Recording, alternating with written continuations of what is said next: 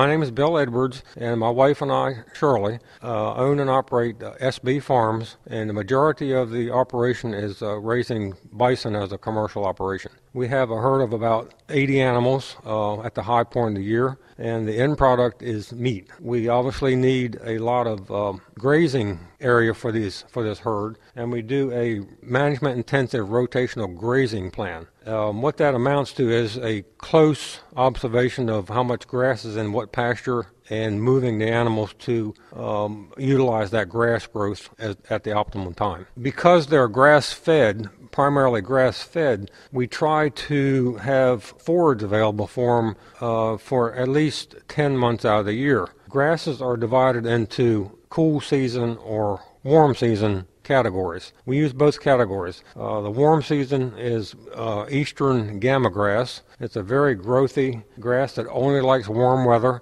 and it grows like crazy. It'll grow up to 2 inches a day. The other grasses that we use is a end-of-fight friendly fescue called Max Q, and it makes up about 2/3 of our forage base. Well, for any grazing animal, if you leave it in the same pasture all the time, eventually you're not going to have any grass. It's going to be bare ground. You have to let the grass regrow after you've cut it, just like your lawn. So we have a management-intensive rotational grazing plan. We also have a prescribed grazing plan that was written by NRCS, and both of those incorporate the rotational grazing. So we keep extensive records on what pastures you use and what time period, what the grass height was when the animals were moved in, how long they were in there, how many animals were in there at the time, when we moved them out, did we apply any fertilizer or anything of that nature. Everything is recorded in our databases. So by doing the rotational grazing, you can graze more animals per acre than you could be if you just put them in a pasture and left them in there. It allows for a lot more forage growth. So we use that extensively. It's easy to cull them, but it's not easy to replace them. You can't just go to a sale barn next Saturday or 2 months down the road and buy replacements. It just doesn't work that way in the bison industry. So we try to keep what we have on hand and gradually build the herd. As a youngster, my family had 7 brothers and sisters, so that's 8 of us. We provided all the stoop labor for vegetable farms. That's how I grew up on several, actually, sharecrop farms. And my family never owned any farmland. After I got out of high school, I didn't want anything to do with farm. I'd had it up to here. And I wanted to get away from it. But I still worked for a local farmer here during school because I had to pay for my own clothes. If I wanted a car, I had to buy it. I had to buy the gas thing. If I didn't work, I didn't have.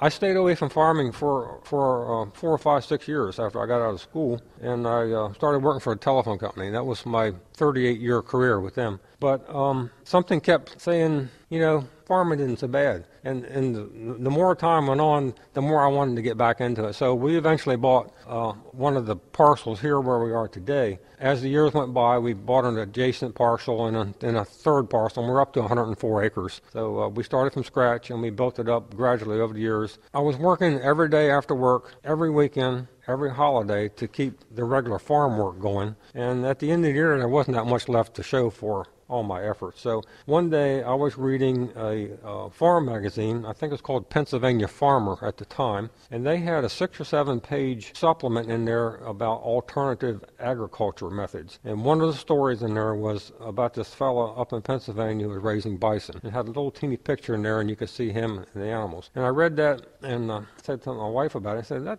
really sounds interesting. And she said, well, if it's interesting, why don't you call the guy and talk to him about it? And I did. And he was interesting, and he invited us to come up. So a couple months later, we went up to visit him. It was up near Scranton, Wilkes-Barre area of Pennsylvania. And he had a herd of about 80 or 90 animals, I think, at the time. And we couldn't see the animals from where his house was, so eventually we got into his truck and rode out. And as we crested one of the ridges on his ranch there, you could see the whole herd out there, and it was just a magnificent sight to me, just glorious animals. And there was no turning back from there. I bought my first 3 heifer calves from him that fall, and that's what started it. At that point, neither my wife or I had ever seen a live bison before. As a matter of fact, I had never had any livestock before, except I think one one project in FFA when I was maybe 12 or 13. I had some pigs for a couple of years, but that was my extent. So we were new to the whole game. Most producers are not sales or marketing people. It's a whole different mindset, and I'm not very good at it myself. But you're forced into learning what you need to know to be able to survive. Bison meat, until these last 5 years, was pretty much an unknown commodity. We've been able to educate the public by going to farmers markets and such, and having material there that they can read and look at, and have the meat there to educate them with what it is and how healthy it is, and why they should buy it. And actually, in the last 5 years, on a nationwide basis, the volume of bison meat sales has increased about 10% a year. It's got to the point now where there aren't any excess production animals. You really have to search out to find something if you need to add to your base, and it's going really good.